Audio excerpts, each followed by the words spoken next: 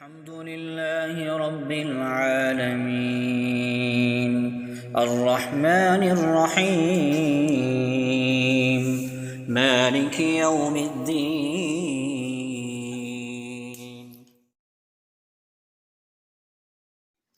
حضرت ابو ہریرہ رضی اللہ تعالیٰ عنہ سے روایت ہے، فرماتے ہیں کہ رسول اللہ صلی اللہ علیہ وسلم نے ارشاد فرمایا کہ اللہ کی قسم وہ شخص مومن نہیں، اللہ کی قسم وہ مومن نہیں، اللہ کی قسم مومن نہیں۔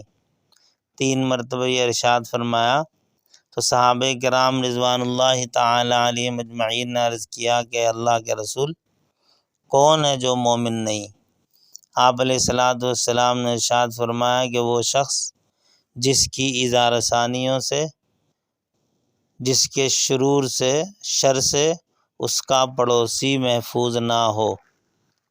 دوسری حدیث میں ہے اللہ کے نبی علیہ السلام نے ارشاد فرمایا کہ وہ شخص جنت میں نہیں جائے گا جس کی شرارتوں سے، ایذا رسانیوں سے اس کا پڑوسی محفوظ نہ ہو۔ اب اس حدیث کے اندر دیکھیں سرکار دو عالم صلی اللہ علیہ وسلم نے 3 مرتبہ جو ہے قسم کھا کر ارشاد فرمایا۔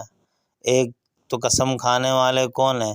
اللہ کے محبوب نبی، خاتم النبیین، تمام نبیوں کے سردار، رحمت للعالمین صلی اللہ علیہ وسلم ہیں۔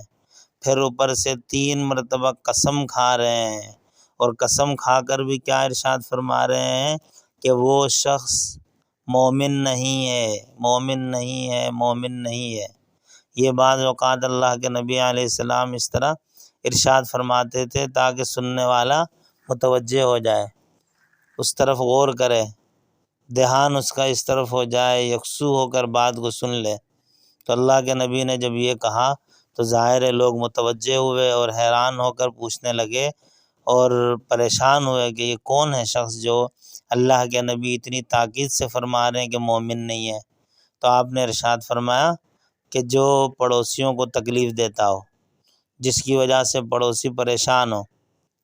بعض اوقات اس طرح ہوتا ہے کہ پڑوسیوں کی تکلیف کی وجہ سے، ایذا رسانیوں کی وجہ سے لوگ اپنے گھروں کو تبدیل کر لیتے ہیں، فروخت کر کے چلے جاتے ہیں کہ یار یہ جو ہے ہمیں صبح شام اس کی وجہ سے تکلیف پہنچ رہی ہے۔ تو آج ان چیزوں کے اندر بڑی غفلت ہے۔